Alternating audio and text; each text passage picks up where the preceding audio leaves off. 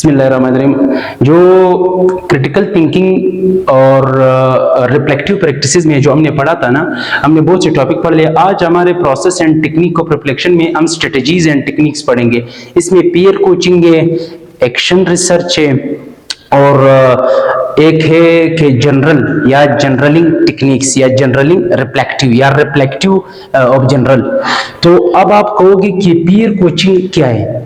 ये सवाल देखो, पीयर कोचिंग सिंपल सी अल्फाज है कि मर्तबा आपके अपने दोस्त से कुछ सीखना, आप अपने पीर से, अपने कुलीग से, अपने दोस्तों से, अपने आपकी जो डिस्कशन है, तो इसमें हम पहले डिस्कस कर लेते हैं, फिर आपको बता देते हैं कि इसकी बेनिफिट क्या है, इसकी जो कैरेक्टरिस्टिक क्या है। पहले हम इसकी एक डिफिनेशन बता देते हैं कि पीयर कोचिंग क्या होता है। Peer coaching is a strategy where one or more teacher form a partnership with one another for the purpose of observing, recording and providing feedback of teaching behavior।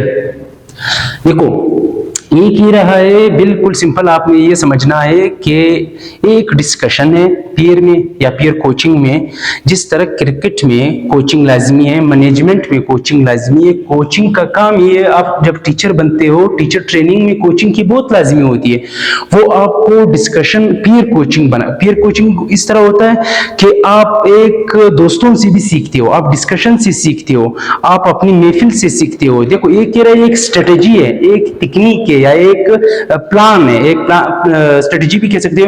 Where मोर और one form of partnership, जो कुछ लोग इसको partnership बना लेते हैं, कुछ लोग उसको दायराकार बना लेते हैं, बाहमी ताल्लुक बना लेते हैं। जिसमें क्या होता है, इसमें तीन चीजें होती है। इसमें रिकॉर्डिंग होती है, इसमें प्रोवाइडिंग होती है, इसमें एक और चीज होती है ऑब्जर्विंग होती है। इसमें तीन चीजें होती है, ऑब्जर्विंग भी होती है, रिकॉर्डिंग भी होती है, प्रोवाइडिंग भी होती है। किसके लिए? फॉर बेस्ट टीचिंग के लिए, फीडबैक ऑफ टीचर बिहेवियर या टीचर बिहेवियर। बिल्कुल। आप देखो, अब आप कहोगे कि सर ये पीयर कोचिंग होता क्या है?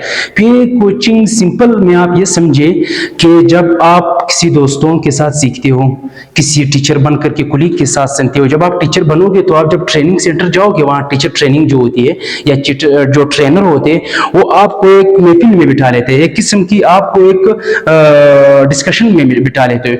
तो वहां से आप गेनिंग करते हैं, वहां आपको अपनी कमजोरियां पता चल जाती है, वहां आपकी वीकनेसेस पता चल जाती है। और दूसरी बात ये बड़ा वाइडली है, ये बड़ा दुनिया में इसका बड़ा इस्तेमाल है।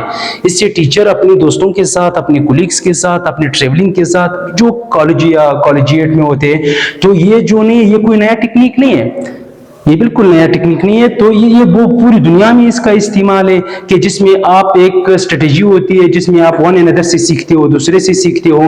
तो अब आप इसको मजीद पढ़ोगे तो फिर आपको पता चलेगा कि ये असल में पीयर कोचिंग क्या होता है। देखो, आप पीयर अपने दोस्तों के साथ, अपने दोस्तों या हम उसमें होते हैं, पहले कहते कैरेक्टरिस्टिक क्या है इसकी? Focus on improving instructional technique.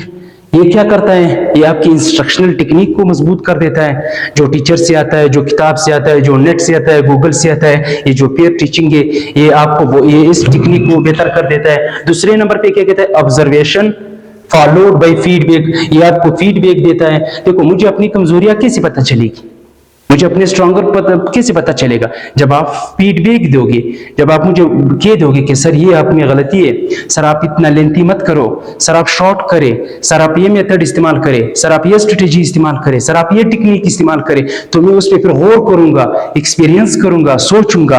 तो दूसरा क्या हुआ है? Not used for evaluation. ये इवेल्युएशन की यूज नहीं होता है। Advising teacher how they should teach.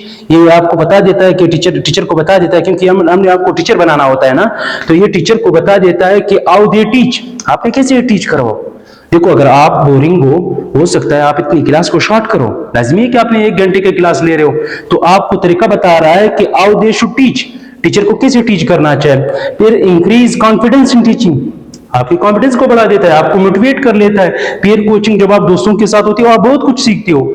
जब मैं देखो, मेरा एक चैलेंजेबल क्वेश्चन है, मुझे नहीं आ रहा है, तो जाकर मैं जगह स्टाफ रूम में स्टाफर या टीचर के साथ, जो कॉलेजिएट है, जो प्रोफेशनल टीचर है, उनसे सीख लेता हूं। तो इसमें आप बड़े सीखते रहते हैं, इसमें आप टीचर बड़ा कॉन्फिडेंट होता है, टीचर की क्रिटिकल थिंकिंग तेज हो जाती है, इसकी टीचर की सेल्फ डेवलपमेंट या जो पर्सनल ग्रोथ है वो बढ़ जाती है। इसमें आपको बिल्कुल सिंपली का है, सिंपल चीजें increase confidence in teaching, learn newly ideas, आपके नए इनोवेशन आते हैं, ख्यालात आते हैं, इनोवेशन, ये इनोवेशन आते हैं, नए जदीदियत आते हैं, मॉडर्निज्म आता है। आप जब देखो एक दोस्त है, अगर वो बाहर से आया हुआ है, वो पार्लर में पढ़ा हुआ है, वो प्रोफेशनल पढ़ा हुआ है, तो उससे जब आप बैठ जाओगे आप उससे बहुत सीखते हो कि भाई आप मुझे बता दे, आप वहाँ की एजुकेशन सिस्टम बता दे, आप मुझे पंजाब की एजुकेशन सिस्टम बता दे, तो ये नए आइडियाज आपको सिखा लेते हैं, नए ख्यालात, नए इमेजिनेशन, नए तस्वुरात, आप किसी चीज को अडॉप्ट करो, नई चीजों को एक्सेप्ट करो। अभी हमारा मल्टीमीडिया है, प्रोजेक्ट है, ईच एंड एवरी टेक्निक हम इधर इस्तेमाल कर रहे हैं लड़कों को या स्टूडेंट को इजी, आसान और टॉपिक को मजीद पॉलिश करने के लिए, मजीद उसको इजीली और कंडेसिव बनाने के लिए। अब आप कहोगे ठीक है सर, ये तो हमने पढ़ लिया, ये तो ठीक है, आपने कहा एक स्ट्रेटेजी है, एक टेक्निक, इसमें रिकॉर्डिंग होती है, एक दूसरे से सीखते हैं, फिर प्रोवाइडिंग होती है, ऑब्जर्विंग होती है, इसमें आपने ये भी कह दिया। अब आप कहोगे सर ये फॉर्मल पीयर कोचिंग क्या है और इनफॉर्मल कोचिंग क्या है? एक फॉर्मल पीयर कोचिंग है, एक इनफॉर्मल पीयर कोचिंग है। अब आप कहोगे सर इनफॉर्मल कोचिंग क्या होता है? इसमें आसान से बिल्कुल लेसन स्टडी हमारे हो, ये इनफॉर्मल बुक क्लब है, ये इनफॉर्मल है, बुक क्लब आप जाते हो, लाइब्रेरी जाते हो, बुक मेला होता है जो बुक फेयर कहते हैं, जो बुक मेला अक्सर होता रहता है, ये सारे इनफॉर्मल में आता है। देखो ये इनफॉर्मल पीयर कोचिंग है। तो तीसरा क्या है? वीडियो एनालिसिस, हमारी वीडियो है, हमारी क्लास की वीडियो बन रही है, आप वीडियो रिकॉर्डिंग देखे, ये सारे इनफॉर्मल कोचिंग है, क्योंकि आपको फॉर्मल कोचिंग नहीं है, ये सारे जो बुक के साथ है, वीडियो के साथ है, स्टडी ग्रुप पे। देखो आप टीम वर्क में बड़े सीखते हो, आप एक ग्रुप स्टडी में एक बड़े अच्छा सीखते हो, वो आपको लड़के मजीद आपको कॉन्फिडेंट देते हैं, आप में वो एक किस्म की तजस्सुस और क्यूरियोसिटी आती है कि भाई वो पढ़ रहा है तो मैं पढ़ रहा हूँ, उससे आप सीख रहे हो।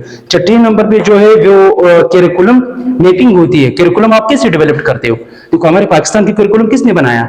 ये बाकायदा एक डिजाइनर होते हैं, ये बाकायदा एक जो एजुकेशनिस्ट होते हैं, अच्छे एजुकेटर होते हैं, बाहर से पढ़े होते हैं, वो आकर के हमारे करिकुलम बनाते हैं।